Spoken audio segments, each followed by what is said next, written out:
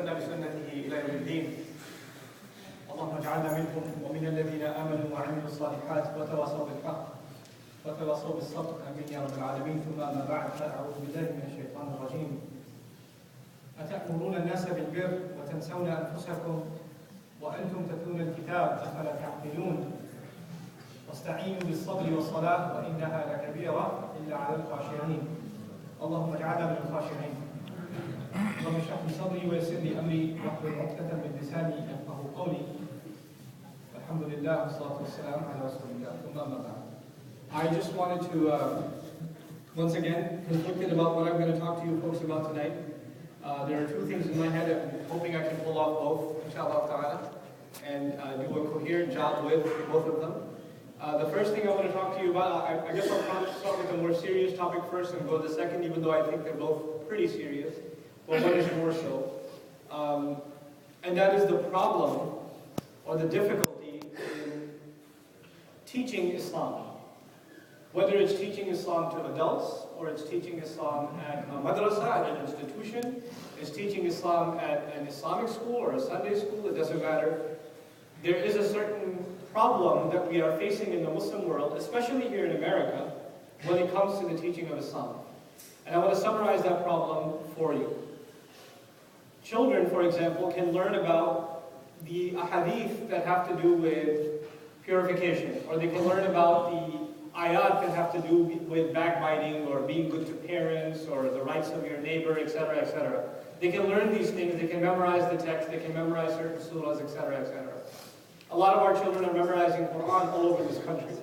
There are madaris and masajid that have programs, including this one, alhamdulillah, where our children are memorizing the entire book of Allah, and some of them remarkably finishing in less than 2 years, some even in a year and a half or a year. And it's very successful, and it's something to be proud of, because it's continuing the tradition that is a part of the sunnah of Allah's Messenger, sallallahu alaihi wasallam. He himself is the first to memorize Quran and to teach its memorization. But at the same time, the problem is that you can have children that have memorized Allah's book, but in the way they speak to each other, and in the way they behave, and in the way they, they are with their family, it doesn't really represent the teachings of Allah's book for a lot of children. And I'm not pinpointing any particular institution or this masjid or any other masjid. I'm saying generally what has been observed is our children have memorized this amazing thing, and yet their character doesn't seem to reflect it. Or we have children that have gone to Islamic schools in California and New York and Virginia, in Carolina, over here in Texas. They've gone to Islamic school for 10 years. They've gone since kindergarten all the way to high school. And yet, when they get to college, you cannot tell the difference between them and the kid who went to public school his entire life. You can't see a change in behavior. There seems to be something missing.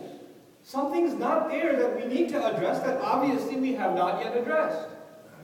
And the reason for that, as far as I'm concerned, Allahu Ta'ala a'lam, as far as my own conviction is concerned, is because we, the elders of the community, the educators of the community, unfortunately, what I believe is we have taken a shallow approach to Islamic education. For a lot of institutions, Islamic education is nothing more than memorizing some things, having certain knowledge, being good at reciting, knowing your facts, knowing everything there is to know about the life of the Prophet ﷺ, knowing a few things about the textbook that we're going to teach, etc., etc., etc. But the mannerisms are not part of our curriculum. How do you behave with an elder? How do you show respect? What are the etiquette of dealing with your parents? What are the etiquette of dealing with non-Muslims? How do you deal with someone who's speaking to you in a vile or inappropriate way? All of these things are part of manners. And one of the summaries of our deen is manners. The messenger is sent to perfect manners of people. To complete the manners, the way people deal with each other. But that's not part of our education. And even if it is, it's part of it as far as the textbook is concerned. It doesn't really come out practically. So manners is one thing. Here's the other thing, it's justice. So for example, we can have children that are knowledgeable in their religion when it comes to reciting a couple of ayat or knowing even Arabic and things like that. But when it comes to fairness, they're not very fair. And justice is one of the summaries of this religion.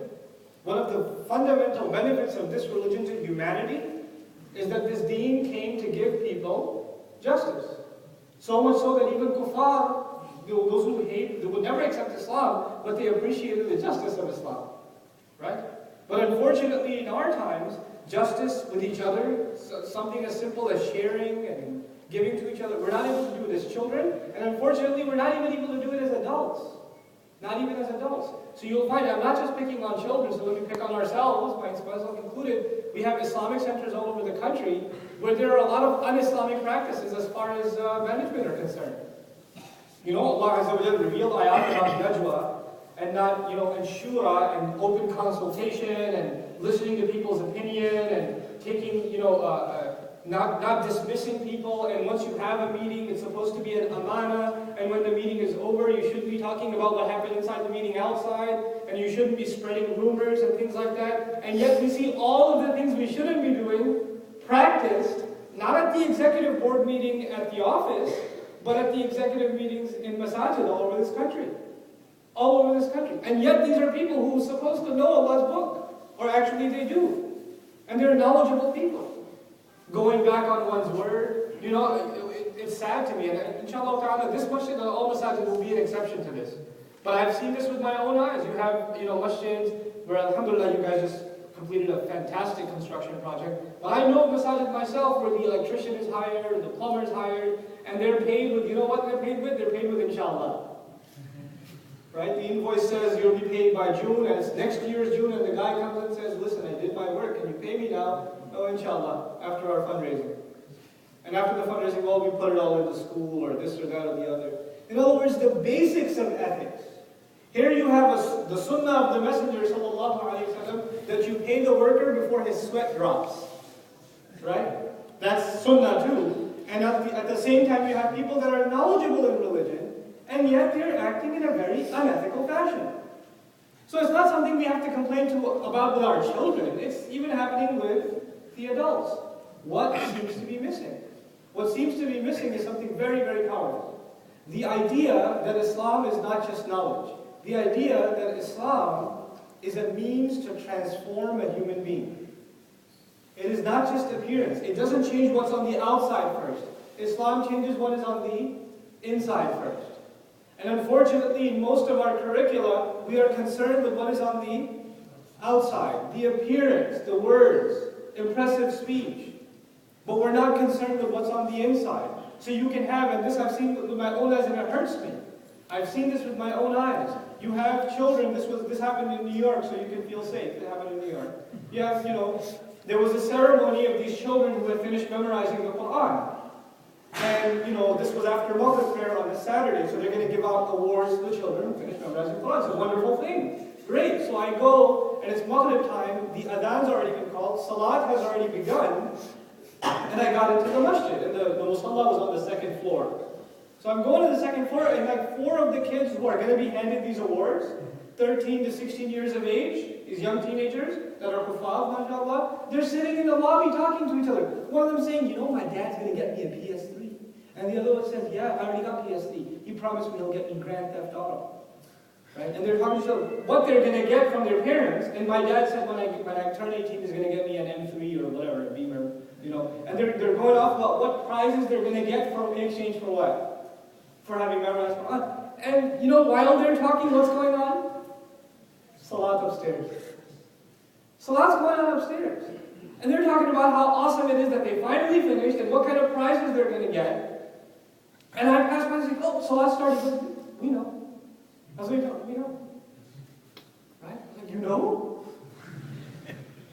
Because I don't know. How do you know and not know? And so, what's tragic is we're celebrating these children. We're celebrating them. We hand them a certificate, we have them recite a few ayat of the Quran, and everybody screams, Takbir! Everybody's excited, and we should be happy that they finished memorizing Quran, but we should also be pretty sad that someone who memorized Quran doesn't know the value of Salah. That's pretty sad. Actually, this is a very serious problem. The book has been memorized, and it's on the tongue, but it hasn't reached down here. Let me tell you a scary hadith. Really scary hadith. One of the signs of the Day of Judgment, the Rasulullah sallallahu alaihi wasallam says, "Yakunu nasha." They're going to be young people. They're going to be young.